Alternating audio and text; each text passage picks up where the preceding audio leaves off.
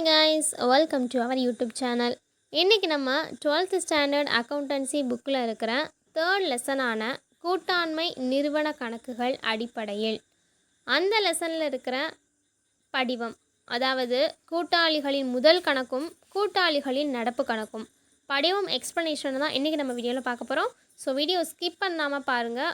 படிவம் தெரிஞ்சால் தான் நம்மளால் சம் போடவே முடியும். ஸோ அதனால் இந்த வீடியோ உங்களுக்கு ரொம்ப யூஸ்ஃபுல்லாக இருக்கும். வீடியோ ஸ்கிப் பண்ணாமல் பாருங்கள். இப்போ வாங்க நம்ம வீடியோக்குள்ளே போகலாம். This video sponsored by SBO Digital Marketing. SBO provides work from home opportunity.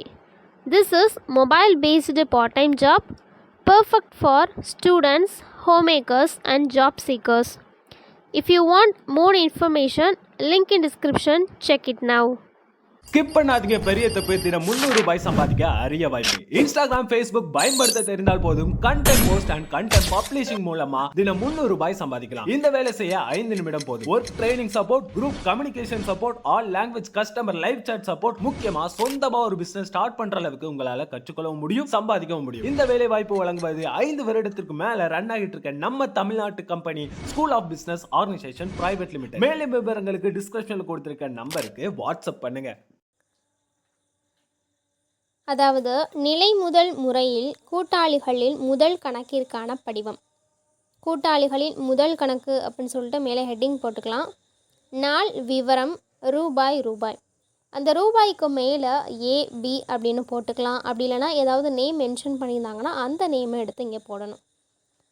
அதுக்கடுத்து நாள் விவரம் ரூபாய் சேம் அதே மாதிரி தான் ஏபி போடலாம். அப்படி நேம் கொடுத்துருந்தாங்கன்னா அந்த நேமை மென்ஷன் பண்ணிக்கோங்க. ஸோ பற்று வரவுன்ட்டு 2 சைடுமே ஓப்பன் பண்ண வேண்டிய சம் இது. ஃபஸ்ட்டு இருப்பு கீக்கோன் கொடுத்ததுனால வரவு சைடு போயிட்டு இருப்பு கீக்கோன் போட்டு அமௌண்ட்டை போட்டுடலாம். ரொக்க கணக்கு, வங்கி கணக்கு இது 2 சைடுமே வரக்கூடியது. கூடுதல் முதல் கொண்டு வந்திருந்தாங்கன்னா வரவு சைடும், முதல் நிரந்தரமாக திரும்ப எடுத்தது அப்படின்னா பற்று சைடும் போடணும். ஸோ நமக்கு கொஸ்டின்லேயே இதை மென்ஷன் பண்ணியிருப்பாங்க. அடுத்தது இருப்பு கீ, அது பற்று சைடு வரக்கூடியது. ஸோ அவ்வளோதான் கூட்டாளிகளோட முதல் கணக்கு. அதுக்கடுத்து நம்ம பார்க்க போகிறது என்னென்னு பார்த்தீங்க அப்படின்னா கூட்டாளிகளோட நடப்பு கணக்கு. அதாவது நிலை முதல் முறையில் கூட்டாளிகளின் நடப்பு கணக்கிற்கான படிவம். ஃபஸ்ட்டு நாள் விவரம் ஏபி, அதாவது ரூபாய்ன்னு சொல்லிட்டு போட்டுக்கலாம். நேம் கொடுத்துருந்தாங்கன்னா அதை மென்ஷன் பண்ணிக்கலாம். ஸோ அதே மாதிரி தான் நாள் விவரம் ரூபாய்ன்னு சொல்லிட்டு டேப்லர் காலத்தை 2ஆக ஓப்பன் பண்ணிக்கோங்க. பற்று வரவு அப்படின்னு சொல்லிட்டு ஃபஸ்ட்டு இருப்பு கீக்கோ அப்படின்றது நடப்பு கணக்கு நம்ம செய்யும் போது 2 சைடுமே நம்ம என்ட்ரி பண்ணுற மாதிரி வரும். இருப்பு கீயும் அதே மாதிரி தான். ஸோ எடுப்புகள் கணக்கு கொடுத்துருந்தாங்க அப்படின்னா பற்று சைடு, எடுப்புகள் மீதான வட்டி கணக்கு பற்று சைடு, முதல் மீது வட்டி அந்த மாதிரி கொடுத்துருந்தாங்க அப்படின்னா எல்லாமே வரவு சைடு வரக்கூடியது.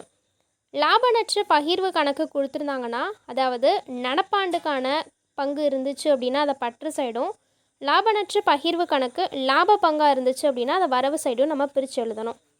ஸோ கழிவு, இந்த மாதிரி ஊதியம், நமக்கு கொடுக்குற சேலரிக்கான போனஸ் ஏதாவது இருந்துச்சு அப்படின்னா அதை நம்ம வரவு சைடும் நம்ம என்ட்ரி பண்ணி காட்டணும். ஸோ இதுக்கு ஓவராலாக கீழே டேலி பண்ணி போட்டோம்னா ஸோ அதுதான் இந்த சம்முக்கான ஆன்சராக இருக்கும்.